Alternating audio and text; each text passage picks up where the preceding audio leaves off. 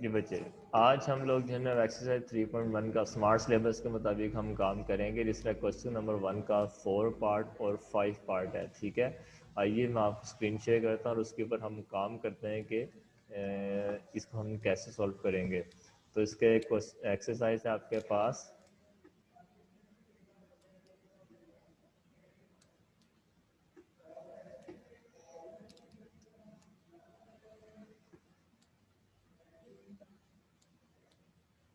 Exercise आपके पास आ रही है 3.1।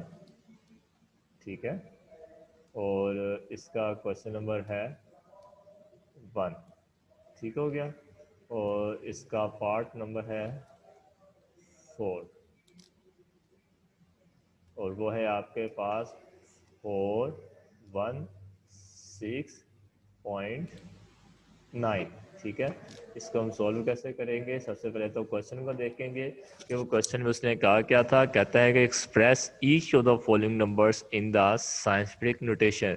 हमने नीचे दिए गए हर नंबर को साइंटिफिक नोटेशन में कन्वर्ट करना होगा। जबकि साइंटिफिक नोटेशन के बारे में उसने डिस्कस ये किया था इस पैराग्राफ के अंदर, मैंने आपको लास्ट में शुरू में पढ़ाया भी था डिटेल से, कि भाई हम बड़े बड़े या बहुत बड़े और बहुत छोटे नंबर्स को हैंडल करना हमारे लिए मुश्किल है। इन नंबर्स को लिखते हुए समटाइम ये प्रॉब्लम आती है कि कोई एक आधा डिजिट कम हो जाएगा, एक आधा डिजिट ज़्यादा आ जाएगा। तो इस वजह से बहुत बड़ा जो है वो एक डिज़ास्टर लेवल का जो है ना वो ख़राबी पैदा होने के चांसेस होते हैं। ठीक है, नुकसान होने के चांसेस हैं। तो इसलिए फिर हमने कहा कि नंबर को अगर हम a × 10⁻n इस शक्ल में लिखें, ए की रेंज उसने बताई है और एन के बारे में उसने बताया कि इंटीजर्स में है, तो तब हम उसे कह देंगे कि ये साइंटिफिक नोटेशन में लिखा गया हुआ, नीचे उसकी कुछ एग्जांपल हो गई है। तो आसान तरीका मैंने ये बताया था कि पॉइंट से पहले हमेशा एक ही डिजिट आना चाहिए। ठीक हो गया, तो है हम चलते हैं यहाँ पे। तो पॉइंट आपके पास क्या है कि वो 1416 इसके बाद है। तो मुझे करना क्या है कि इस पॉइंट को उठा के लेके जाना है पहले वाले डिजिट के पास। तो ये तो हो जाएगा मेरे पास 4 पॉइंट इधर आ गया, 1 6 और 9। ठीक है, इनटू 10⁻, क्योंकि हम 2 डिजिट आगे मूव किए हैं, लेफ्ट साइड में मूव किए हैं, तो आपके पास +2 में इसका आंसर आ जाएगा और ये आंसर यहीं पे खत्म हो जाएगा। एक लाइन आपको यहाँ पे लिखनी होगी, convert into the scientific notation. ठीक है, तो ये लाइन लिखने के बाद यानी कि काम करने का जो तरीक़ेकार है वो पहले आप सबके पास मौजूद भी है, सिर्फ रिवीजन चल रही है, तो रिवीजन में काम ज़रा जल्दी होता है। तो तरीक़ेकार एक बार आपको मैं फिर बता दूँ। आप लोगों ने क्वेश्चन लिखने के बाद मार्कर से सबसे पहले सोल्यूशन की हेडिंग देनी है। सोल्यूशन की हेडिंग देने के बाद क्वेश्चन को रीराइट करना है।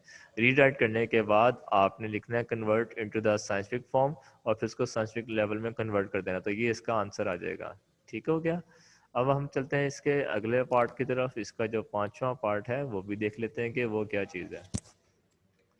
तो वो है आपके पास 8 3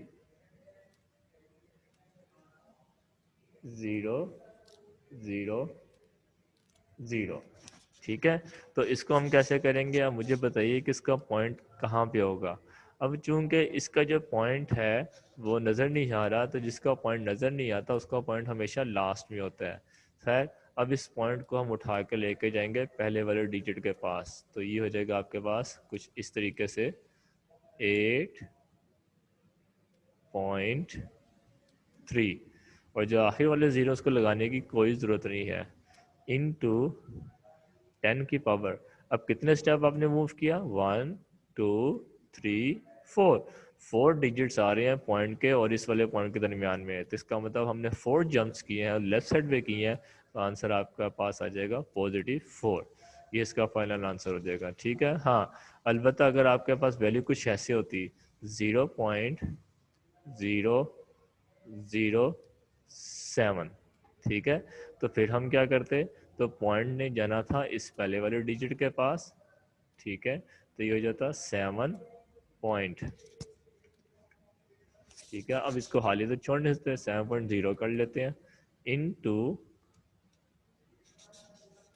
10⁻ अब चूंकि आप राइट साइड पे इसने मूव किया है, पहले लेफ्ट साइड में मूव करते तो पॉजिटिव वैल्यूज आ रही थी, अब राइट साइड में मूव किया तो 1 2 3 जंप किया, तो इसके पास आपके पास यहाँ पे आंसर आ जाएगा -3। अब जितने जंप करोगे राइट साइड पे तो माइनस में आ जाएगा, लेफ्ट साइड में करोगे तो पॉजिटिव आंसर आ जाएगा। क्लियर है? चलते हैं बुक के ऊपर।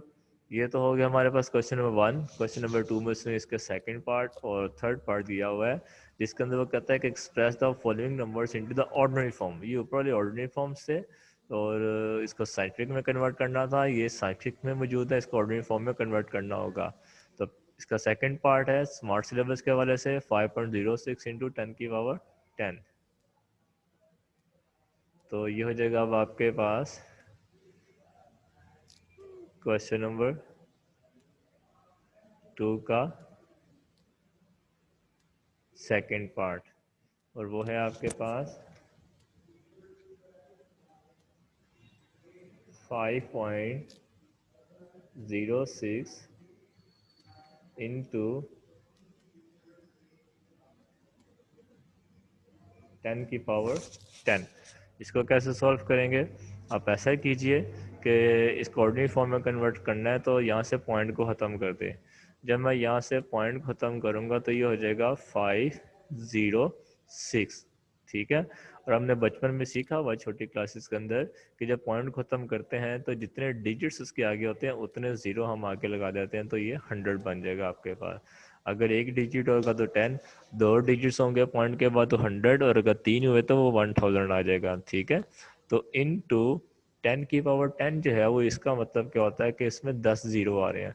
तो 1 2 3 4 5 6 7 8 9 10, ये 2 जीरो तो कट जाएंगे आपके पास इन 2 जीरो के साथ। और अब इस सारी वैल्यू को 506 के साथ जब हम मल्टीप्लाई करवाएंगे तो आप सबको पता है कि जब मल्टीपल 10 से जब हमने मल्टीप्लाई करना तो उतने ज़ीरो ही उसके आगे आ जाएंगे। तो वो क्या क्या हो जाएगा, 506 तो वैसे का वैसे ही आ जाएगा। तो आगे 2 जीरो तो कट गए थे, पीछे 8 जीरो रह गए, टोटल 10 थे, तो 8 जीरो सिंपल इसके आगे लगा दो। 2 3 4 5 6 7 और ये 8 हो गया। ठीक हो गया?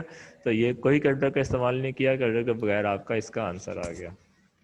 अब जिसका तीसरा पार्ट है वो क्या है, वो है 9.018 इंटू 10 की पावर -6। ठीक है? तो आइए ज़रा देखते हैं कि इसको कैसे सॉल्व करना है।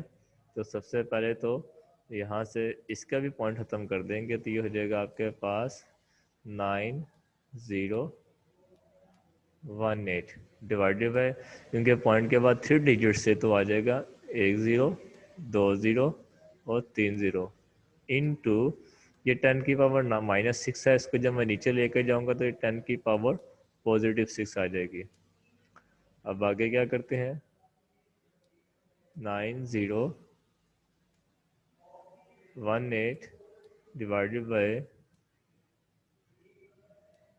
1000 इंटू 10 की पावर 6 को ऐसे कर लो, इसको ओपन कर लें, 1 2 3 4 5 6। अब ये निचले दोनों आपस में मल्टीप्लाई हो जाएंगे, ऊपर आपस में 9018 जब 1 के साथ मल्टीप्लाई हुआ तो हमारे पास जो है वो 9018 ही आ गया। ठीक है?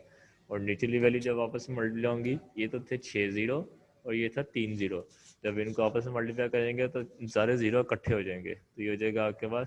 देखो सारा काम कैलकुलेटर के बगैर हो रहा है, आपको तरीका बता रहा हूँ कैलकुलेटर के बगैर कैसे करेंगे। 3 और 6 9 ज़ीरो, 2 3 4 5 6 7 8 और ये 9। अब जब आप इसको डिवाइड करेंगे तो वो भी आप कैलकुलेटर के बगैर डिवाइड कर सकते हैं। तो ये 9 ज़ीरो जब मल्टी डिवाइड हो जाएंगे इस सब वैल्यू के साथ, तो ये हो जाएगा 0 पॉइंट, ऊपर 4 डिजिट्स है ना, तो 9 के 4 नीचे आपके पास 9 ज़ीरो हैं, तो आप ऐसा करें तो ये 5 जीरो तो लगाएं, 1 2 3 4 5, और एंड पे जो वैल्यू है वो भी आप इसके साथ लिख दें, वो बन जाएगा आपके पास 9018।